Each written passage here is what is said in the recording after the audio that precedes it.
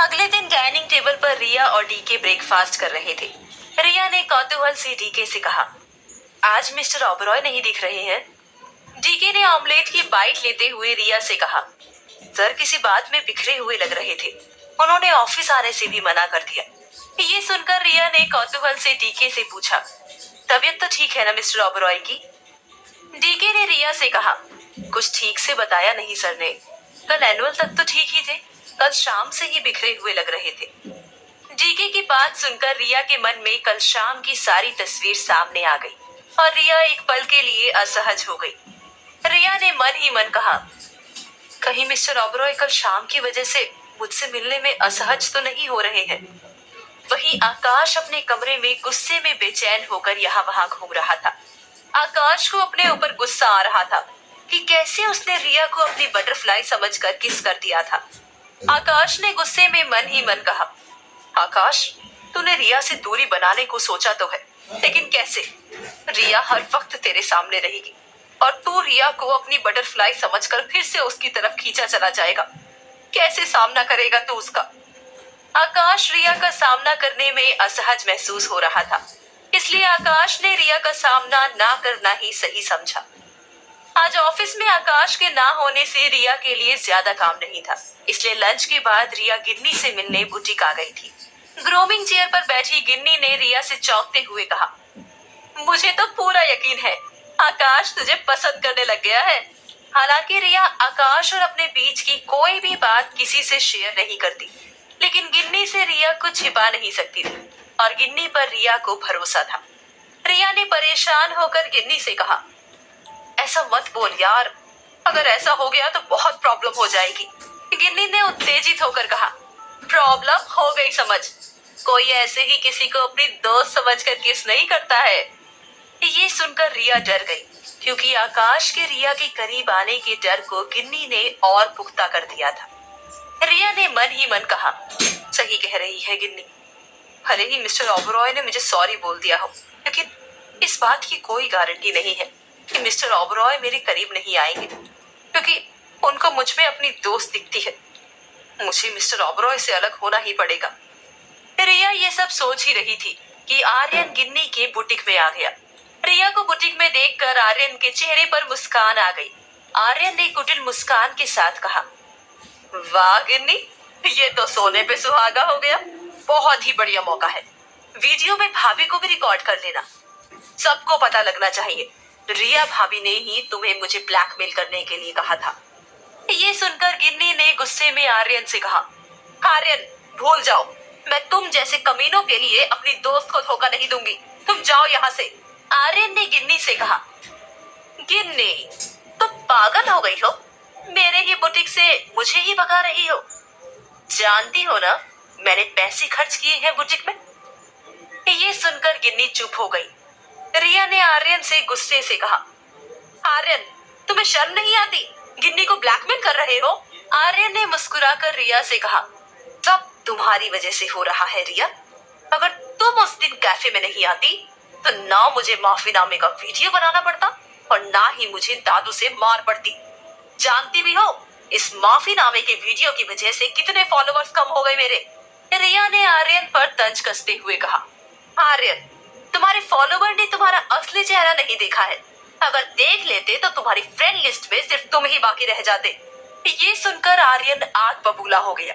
उसने गुस्से में गिन्नी से कहा, गिन्नी अगली बार जब मैं वापस आऊं तो मुझे मेरी वीडियो चाहिए या फिर मुझे मेरे पैसे, मर्जी तुम्हारी। इतना कहकर आर्यन गुस्से से चला गया।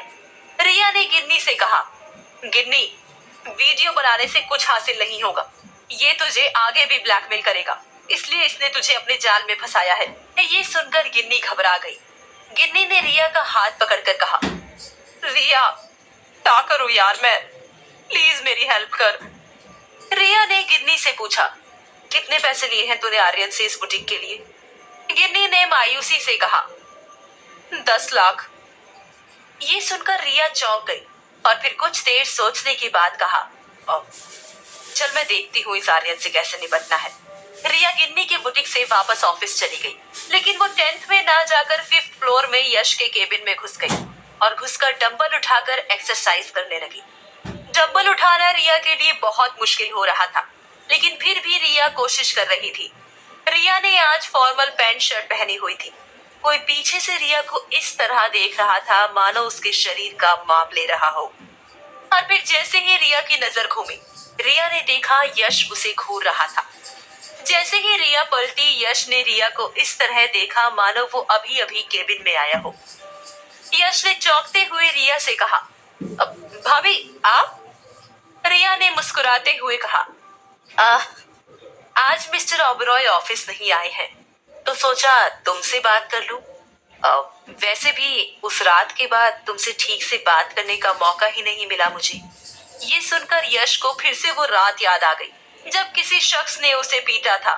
यश ने मन ही मन कहा, आकाश के पास उस रात का ऑडियो था। मुझे पूरा यकीन है उस रात आकाश ने किसी को रिया को बचाने के लिए भेजा होगा, और अभी भी रिया आकाश के कहने पर ही यहाँ आई है मेरी जासूसी करने के लिए। यश की नजर रिया के कपड़ों में गई, ये देखने के लिए कि कहीं रिया कोई कैमरा या माइक छिपाकर तो नहीं लाई है। और फिर यश ने फीकी मुस्कान के साथ कहा, भाभी मुझे अभी बहुत काम खत्म करने हैं, क्या हम बाद में मिल सकते हैं? रिया समझ गई कि यश उससे बात करने में इंटरेस्टेड नहीं है। रिया ने मन ही मन कहा, यश को मुझ पर भरोसा नहीं है, इससे बात करना इतना आसान नहीं होगा। रिया ने मुस्कुराकर यश से कहा, ठीक है यश, जब फ्री हो जाओ तो मुझे मैसेज कर देना। और फिर रिया कैबिन से चली गई। वही शाम ढल चुकी थी। शाम ढलने के बाद आकाश एक्टिविटी रूम में आ गया। आकाश पंचिंग बैग में ग्लव्स पहनकर मुक्केबाजी कर रहा था। आकाश अपने अंदर का सारा गुस्सा बैग पर निकाल रहा था। आकाश ने गुस्से से बैग पर पंच करते हुए कहा, आखिर कब तक रिया का सामना नहीं करेगा तू आकाश? कभी ना कभी तो उसका सामना करना ही पड़ेगा। ये कहकर आकाश ने पंचिंग बैग में और तेजी से मुक्का मारना शुरू कर दिया। और कुछ देर बाद आकाश की ताकत खत्म हो गई और वह जमीन पर गिर पड़ा। आकाश ने रूम की छत को देखते हुए कहा, लगता है भूल गया तू कि आकाश ओबरॉय नाम है तेरा। लोग तेरी परछाई से कांपते हैं और तू एक मामूली सी असिस्टेंट का सामना करने से डर रहा है। तभी जमीन पर गिरे आकाश को अपने ऊपर डीके का चेहरा दिखाई दिया। आकाश डीके को देखकर तुरंत ऊपर उठा। आकाश इस वक्त अपने दिमाग को शांत करने के लिए अकेले रहना चाहता था, लेकिन डीके ने आकाश को डिस्टर्ब कर दिया था, इसलिए डीके को देखकर आकाश गुस्से में था। आकाश ने डीके से गुस्से में कहा, डीके तुम यहाँ क्या कर रहे हो? डीके ने घबराकर आकाश से कहा, सर आपको कुछ जरूरी बात बतानी थी। आकाश ने खींचकर डीके से कहा, ऐसी क्या जरूरी बात थी डीके जो तुम यहाँ तक आ गए? डीके ने झिझक कर कहा, सर रिया आज यश से मिलने गई थी। ये सुनकर आकाश चौंक गया और फिर डीके से कहा, डीके तुम रिया पर नजर रखो, मैं अभी एक्सरसाइज में बिजी हूँ, बाकी कुछ डिस्कस करना है तो बाद में करेंगे। ये सुनते ही डीके वहां से चला गया। डीके के जाते ही आकाश ने मन ही मन कहा, रिया चल क्या रहा है तुम्हारे दिमाग में? तुम मेरी डिसेबिलिटी के बारे में जान चुकी हो और ये भी जान चुकी हो कि मुझे प्यार में धोखा मिला है। कहीं तुम यश की जासूस तो नहीं? रिया अगर ऐसा है तो अब आएगा मजा गेम खेलने में। आकाश पंचिंग बैग में मुक्का मारने लगा और उसे बैग में रिया की तस्वीर नजर आने लगी। अगले दिन रिया ब्रेकफास्ट के साथ खुद आकाश के रूम में पहुंची, ये जानने के लिए कि आकाश कहीं परसों शाम की वजह से शर्मिंदा तो नहीं है। जैसे ही आकाश ने दरवाजा खोला, रिया ने देखा आकाश ऑफिस के लिए तैयार बैठा था। रिया को ब्रेकफास्ट के साथ देख आकाश ने रिया को कौतूहल से देखा। रिया ने झिझक के साथ कहा, मिस्टर ओबरॉय आप कल से डाइनिंग पर खाना खाने नहीं आ रहे थे, मुझे लगा परसों शाम के बाद शायद आप। रिया ने अपनी बात खत्म की भी नहीं थी कि आकाश ने कड़क लहजे में रिया से कहा, रिया मैं उस शाम को अपने दिल और दिमाग में दफन कर चुका हूँ, बेहतर होगा तुम भी कर दो। रिया आकाश के इस अंदाज से हैरान थी। रिया ने मन ही मन कहा, एक तो खुद ही मुझे किस किया, ऊपर से मुझ पर ही चिल्ला रहे हैं, मानो मेरी गलती हो। और फिर रिया ने आकाश से कहा, मिस्टर ओबरॉय मुझे लगा आप मुझसे मिलने में असहज हो रहे हैं, तो सोचा आपसे बात कर लूं। इस बार आकाश ने रिया से गुस्से में चिल्लाकर कहा, रिया कपूर मुझे हमदर्दी दिखाने वाले लोग बिल्कुल भी पसंद नहीं है, बेहतर होगा हम सिर्फ की बात करें। इतना कहकर आकाश ने अपनी व्हील चेयर बाहर कमरे की तरफ बढ़ाई और रिया पीछे हट गई। आकाश को लिफ्ट की तरफ जाते देख रिया ने कहा, मिस्टर ओबरॉय ऐसे बिहेव क्यों कर रहे हैं? वही ब्रेकफास्ट टेबल पर शांति थी। डीके को पता था आकाश किसी बात पर कल से खींचा हुआ था, लेकिन उसकी पूछने की हिम्मत नहीं थी। वही कपूरी लाल शांति से आकाश को ब्रेकफास्ट सर्व कर रहा था। तभी आकाश ने कपूरी लाल से कहा, कपूरी लाल अंकल, आपको पता है ना मैं ब्रेकफास्ट कभी भी रूम पर नहीं करता हूँ, फिर क्यों आपने मेरा ब्रेकफास्ट ऊपर भिजवाया?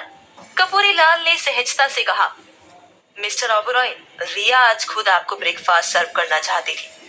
तभी आकाश की नजर रिया पर गई, जो उसका ब्रेकफास्ट लेकर नीचे आ रही थी।